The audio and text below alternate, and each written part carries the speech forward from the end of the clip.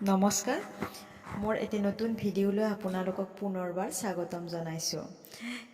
আজি আৰু এটা বিশেষ কথা আপোনালোকৰ ওচৰত শ্বেয়াৰ কৰিম বুলি ভাবিছোঁ। একো নতুন কথা নহয়, সকলোৱে জানে, আজিকালি সকলোৰে মুখত প্ৰায় শুনা পাওঁ। কোনোবা এজন মানুহক লগ পালোঁ, কি খবৰ সুধিলোঁ, ভাল উত্তৰ এটা পোৱাটো আশা কৰা টানেই হৈছে। এনেকুৱা হৈছে, কি খবৰ সোধাৰ লগে লগে কি ক'ব, মোৰ বহুত টেনশ্যন, সমস্যাত ভুগি আছোঁ, এনেকুৱা জীয়াই থাকিবৰ ইচ্ছাই নাই, তেনেকুৱা ধৰণৰ কথাবিলাক আজিকালি শুনা পাওঁ। হয়তো বহু সময়ত মই কওঁ, বহু সময়ত আপুনিও কয়। সকলোৱে কম বেছি পৰিমাণে যিকোনো সমস্যাত ভুগি থাকে। আচলতে আমি মানুহে, আমিতো জীৱ জন্তু নহয়। মানুহ যেতিয়া আমাৰ সমস্যা থাকিবই। সমস্যা য'ত সমাধানো ত'ত আছে, হয়নে? সকলোৱে জানে।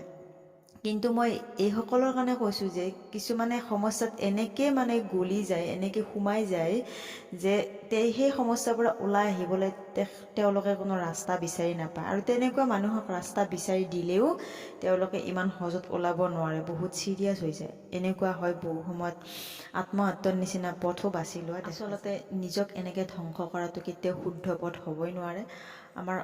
আমাৰ যিহেতু সমাধানৰ পথ আছে, আমি সেইটো বিচাৰি লোৱাটো উচিত।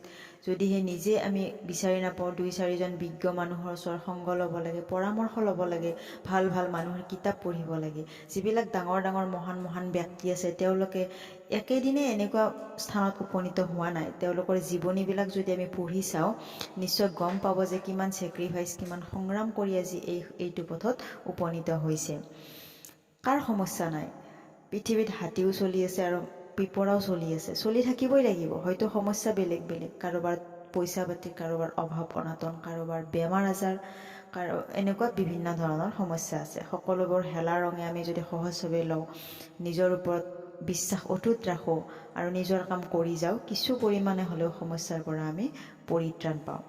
ডাঙৰ ব্যৱসায়িক প্ৰতিষ্ঠান এটাৰ মালিক এজনে যেতিয়া ব্যৱসায় সামৰি ঘৰলৈ আহে, ঘৰত থাকিও তেখেতে ব্যৱসায়ৰ কথা ভাবি থাকে যে কি হ'ব, ৰাতিৰ ভিতৰত ভালে ৰাখিলেই হ'ল। আপোনালোকে নিশ্চয় লক্ষ্য কৰিছে, দোকানবিলাকত চাবচোন, দোকানীবিলাকে ৰাতি দোকান বন্ধ কৰিবৰ সময়তো ধূপ এডাল জ্বলাই কিনে দোকানৰ পৰা ওলাই আহে। কিয় জ্বলায়?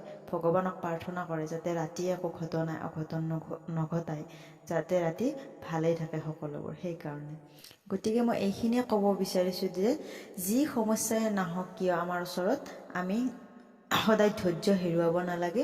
ধৈৰ্য আৰু সাহসেৰে সমস্যাৰ সন্মুখীন হওঁ যদি কেতিয়াও আমি বিচলিত হ'ব নালাগে, উচিত পথতে থাকিব পাৰিম। আৰু আমি যদি ইজনে সিজনৰ সমস্যাবিলাক ভাল মানুহৰ ওচৰত শ্বেয়াৰ কৰোঁ, তেনেকৈ মোৰ সমস্যাখিনি আপুনি শুনিলে, আপুনি এটা ভাল সমাধান দিলে, আপোনাৰটো মই শুনিলোঁ, তেনেকৈ যদি আমি শ্বেয়াৰ কৰোঁ, তেতিয়াও বহু সময়ত মন পাতল লাগে।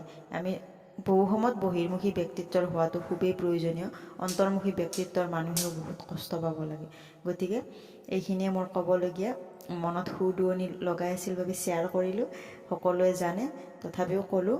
যদিহে ভাল লাগিছে লাইক কৰিব, আৰু এনেকুৱা যদি ভাল ভাল কথা আপোনালোকৰ ওচৰত আছে, প্লিজ কমেণ্ট কৰি জনাব। ধন্যবাদ।